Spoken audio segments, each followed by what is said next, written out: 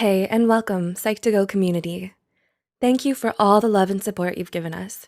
Your ongoing support and desire to assist others with psychology is what helps us continue delivering quality content tailored just for you. Now let's get into this week's topic: love, partnership, soulmate. So many of us spend a good chunk of our lives looking for the one. But what happens when we actually find someone? How do we know if they're the person who's right to spend the rest of our lives with? Or even if starting a relationship with them is the right choice? While compatibility is no guarantee of longevity, studies show that it is directly related to the quality and satisfaction of our relationships. Simply put, the more compatible you and your partner are, the happier you're likely to be with them. Everybody has their own ideas about what qualities and traits their dream partner should have, but rarely do we ever find someone who's a perfect match. Instead, we learn to compromise where we can and grow to love people in spite of their flaws and imperfections. However, it can be hard to differentiate normal differences from incompatibility. So, if you're wondering whether or not you and your significant other are incompatible, here are 7 telltale signs that you probably aren't right for each other. 1. You don't get each other. Right from the get-go, this can tell you a great deal about how good of a match you and your partner make.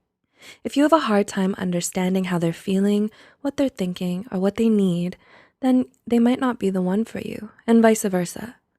It's better to be with someone you can be in sync with, someone who picks up and understands your nonverbal cues. They can discern your tone of voice and get what you're trying to tell them. Otherwise, miscommunication and misunderstandings can pile up in your relationship. 2. You're too different from each other. While it's technically true that opposites do attract, every solid, healthy couple should share at least a few similarities with their partner. This doesn't mean having to like all the same music or movies that they do, or even share the same hobbies as them. In fact, it can even be refreshing to be in a relationship with someone radically different from yourself. Sadly, though, the excitement won't last forever. If the similarities are too scarce or non-existent, once the new and shiny effect wears off, you're both left with someone who doesn't share the same humor, interests, values, ideals, or principles, making it difficult to relate to one another in any meaningful way. 3. You try to change each other, not grow and learn together. The hallmark of any strong, healthy relationship is having a partner who gives you the drive and motivation to change for the better. And that's the point. It must be something you want for yourself, your idea, not theirs alone. Despite your partner expressing irritation or dissatisfaction with the current you, it's generally ineffective and not sustainable if you're forcing change on yourself solely because they want it and you don't. You have to want it for you, and this goes for many things, whether it's the way you dress, speak, or who you hang out with. Only you have the right to decide who you want to be. If you don't feel comfortable showing your true colors to your significant other, even in a private setting, this is a definite red flag. 4. There is constant or highly frequent arguing. It's perfectly normal and healthy to disagree with your partner about something from time to time, especially if it's over something that's important to the two of you. We didn't choose this person so we could be with a clone of ourselves. The disagreements become a problem, however, when the arguing is constant and over the tiniest of things. It's even unhealthier if the fighting is dirty, shouting, name-calling, humiliating each other, holding grudges, and emotional blackmail.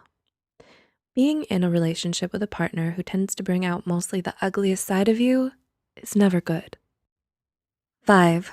You attain peace by avoiding all the problems. It's all about moderation. While constant fighting is obviously not ideal, it's also not good for a couple to never disagree about anything.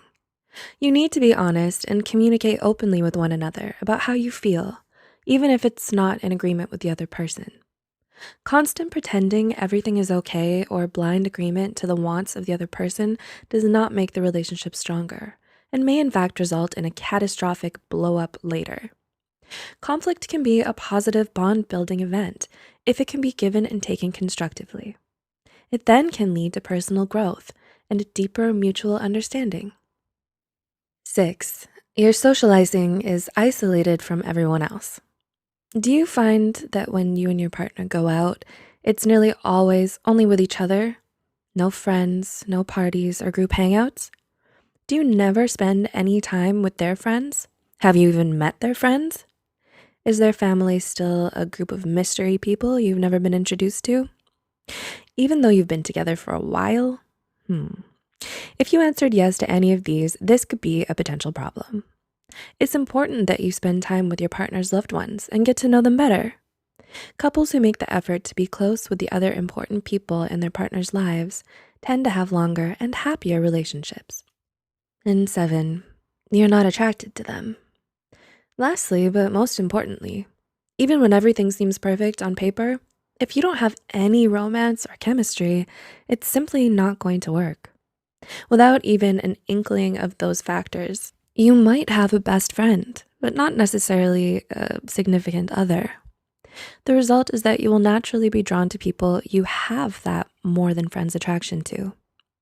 The triarchic theory of love by Robert Sternberg even states that although intimacy and commitment are present, without passion, the love you share will only be platonic, like the love shared between you and your friends and family.